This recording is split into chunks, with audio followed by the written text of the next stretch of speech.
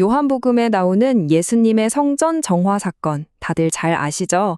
그런데 이 익숙한 이야기 속에 정말 깊은 신학적 의미가 숨어 있다는 사실 혹시 생각해 보셨나요? 오늘 설교자 개요 및 설교 성경 자료를 바탕으로 그 의미를 한번 제대로 파헤쳐 보겠습니다. 네, 바로 이 구절입니다.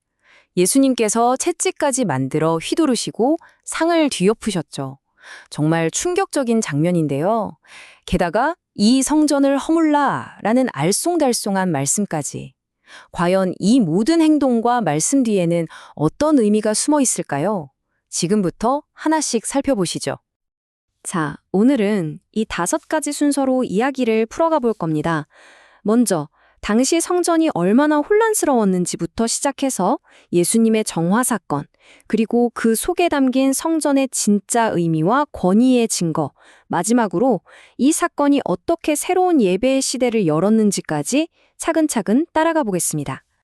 자, 첫 번째 주제입니다. 하나님의 집이 혼돈에 빠진 상황. 먼저 그 배경부터 한번 그려볼까요? 때는 6월절 축제 기간이었어요. 예루살렘은 순례객들로 인산인해를 이루었고 성전은 그야말로 모든 것의 중심지였죠. 이 사건을 제대로 이해하려면 성전이 어떻게 생겼는지부터 알아야 해요. 그냥 하나의 건물이 아니었거든요. 이 신성한 공간, 과연 어떻게 구성되어 있었을까요? 보시는 것처럼 성전은 여러 개의 뜰로 이루어져 있었어요. 가장 바깥쪽에 있는 이방인의 뜰에서부터 여인의 뜰, 이스라엘인의 뜰, 제사장의 뜰을 지나 가장 안쪽, 가장 거룩한 장소인 지성소까지 각 공간마다 들어갈 수 있는 사람과 역할이 명확하게 구분되어 있었죠. 여기서 중요한 곳이 바로 이 가장 바깥 뜰, 이방인의 뜰입니다. 이름 그대로 유대인이 아닌 이방인이라도 하나님을 경외하는 사람이라면 누구나 와서 기도할 수 있도록 열려있는 공간이었어요. 원래는 정말 경건함과 기도로 가득해야 할 곳이었죠. 하지만 예수님께서 마주한 광경은 완전히 딴판이었습니다. 자료를 보면 당시 제사장들이 탐욕에 눈이 멀어서 이 거룩한 공간을 그냥 시장터로 만들어버렸다고 해요. 온갖 동물 우는 소리에 돈 바꾸는 소리, 시끄럽고 냄새나고 도저히 기도를 할 수 없는 그런 곳이 되어버린 거죠. 자, 이제 두 번째 이야기로 넘어가 보죠. 의로운 정화. 이렇게 엉망이 된 성자를 보신 예수님, 과연 어떻게 반응하셨을까요? 예수님의 행동은 정말 파격적이었습니다. 상인들을 내쫓고 동물들을 몰아내셨죠. 아니 도대체 무슨 권위로 이런 일을 하신 걸까요? 다들 그렇게 생각했을 겁니다. 이 자료에서는 그 권위의 근거를 3가지로 명확하게 짚어주고 있습니다. 첫째, 노끈으로 만드신 채찍입니다. 이건 그냥 화풀이가 아니라 하나님의 심판을 상징하는 도구였어요. 둘째, 그분의 말씀이죠. 성전을 내 아버지의 집이라고 부르셨잖아요. 이건 하나님과 자신과의 특별한 관계, 즉 자신이 하나님의 아들임을 선포하신 겁니다. 그리고 셋째, 그분의 열심. 이건 구약 성경에 예언된 메시아의 모습 그대로였습니다. 그러니까 예수님의 이 행동은 단순한 분노 표출이 아니라 내가 바로 메시아다라고 선포하는 아주 의미심장한 행위였던 거죠. 실제로 제자들은 예수님의 이 모습을 보고 시편의 말씀을 떠올렸죠. 아, 이분이 바로 성경에 예언된 그분이시구나 하고 확신하게 된 겁니다. 자, 3번째 주제입니다. 성전의 참된 의미. 예수님의 이런 행동에 당연히 종교 지도자들은 가만히 있지 않았겠죠? 그들은 반발하면서 증거를 대라고 표적을 보여달라고 요구합니다. 이때 예수님께서 정말 수수께끼 같은 대답을 하십니다. 너희가 이 성전을 헐라 내가 사흘 동안에 일으키리라. 이 말씀 정말 엄청난 오해를 불러일으켰죠. 이 오해가 왜 생겼을까요?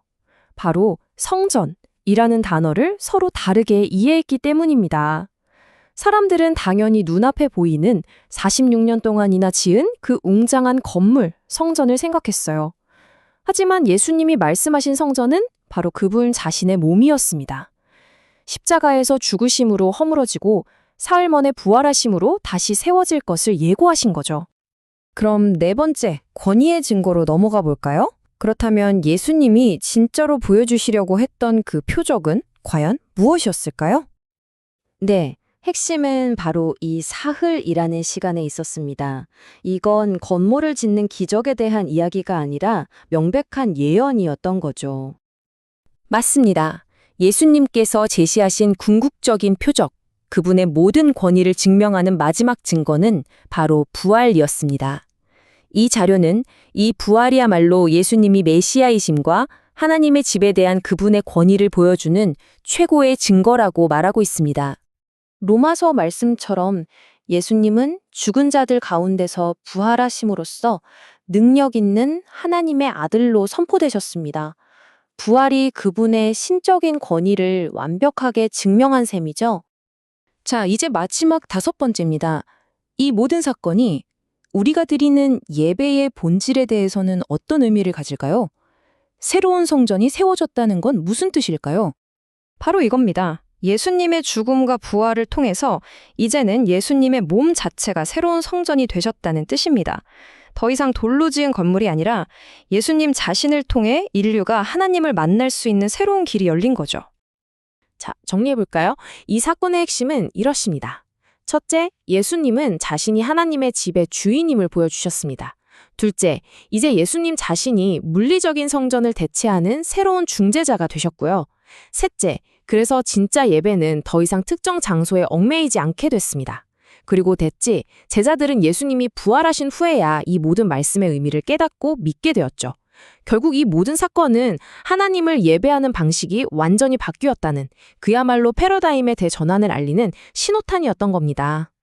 요한복음의 이 유명한 구절이 그 의미를 아주 잘 요약해주죠. 이제 예수님 자신이 하나님 아버지께로 가는 유일한 길이요, 진리요, 생명이 되신 겁니다. 오늘 이야기를 마무리하면서 이 질문을 한번 생각해 보면 좋겠습니다. 예배의 장소가 더 이상 건물이 아니라 예수님이라는 한 인격이라면 과연 우리의 예배는 어떻게 달라져야 할까요? 한번 깊이 묵상해 볼 문제입니다.